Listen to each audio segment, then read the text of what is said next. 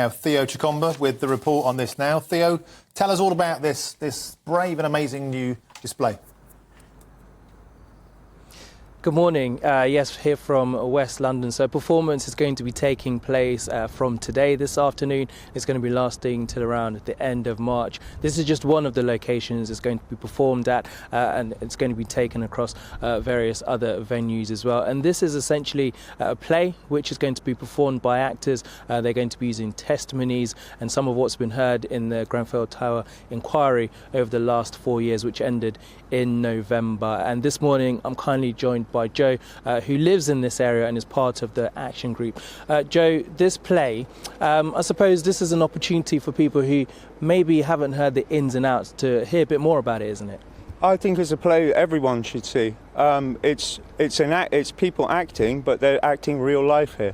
You know, and while at the same time we seem to be just getting theatre from the government, as there's still over 3,000 homes in this country that have this dangerous cladding on their sides.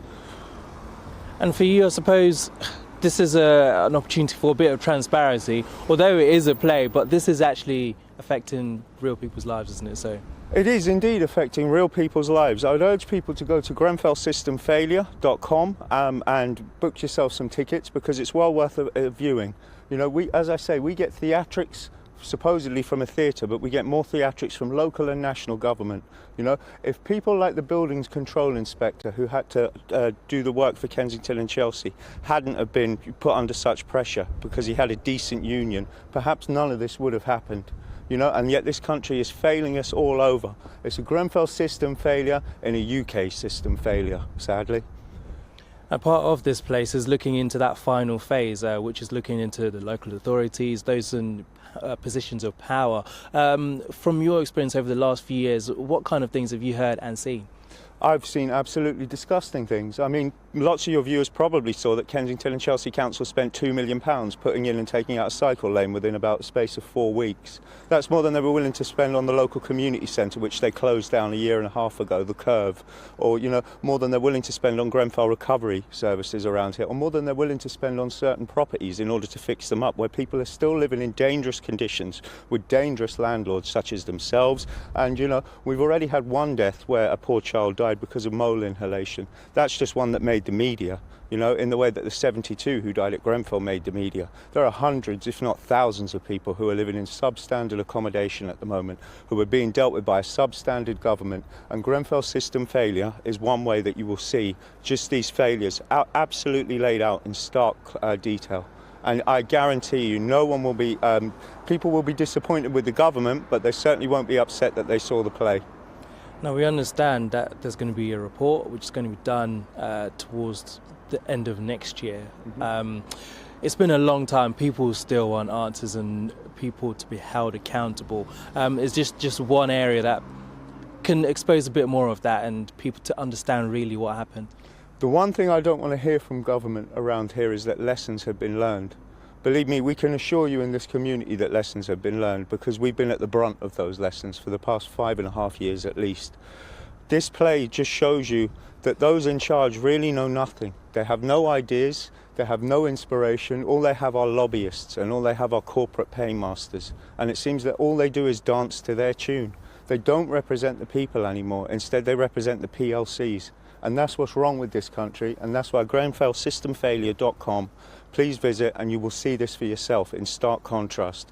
We have ministers who said they didn't have time to be at an inquiry because they were, you know, they had lunch that afternoon. That's what Eric Pickles told the inquiry. That shows you the level of contempt we are treated with here.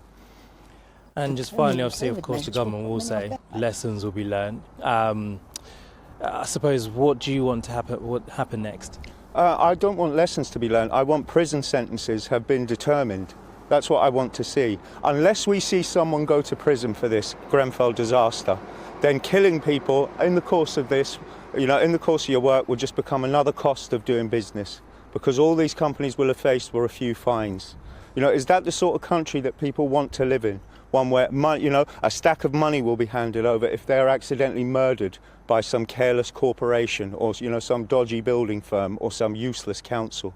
You know, this is a disgraceful situation that we are in, where 5.5 years later, we're just asking for someone to go to court, you know, actually face a trial for this. If they all say that they're so innocent, why are they all still, you know, why are they still all, you know, they keep telling us they're sorry, but they won't admit liability in terms of any of the claims that have been put against them. You know, they spend millions per day, per month on legal fees. Kensington and Chelsea is spending £10,000 per day on its legal representation at the inquiry. Since when does it cost £10,000 per day to tell the truth? You know, and this is the sort of country that we're facing. You know, that council should be in special measures and we should have a general election, and hopefully that would sort some of these things out. But you know what? I'm not really terribly faithful in anyone in Westminster at the moment, because they're quite willing to spend £15 billion in order to do up their place of work. But you know, they're not willing to invest money in people's homes and building homes for people who don't have homes at the moment. And this is what we're expected to be grateful for. Certainly not me. Joe, thank you so much for your time this morning. As you heard from Joe, while this play is showing what happened during that day and of course the aftermath, but of course it is people's lives and people still in this community and those families affected and friends still want answers.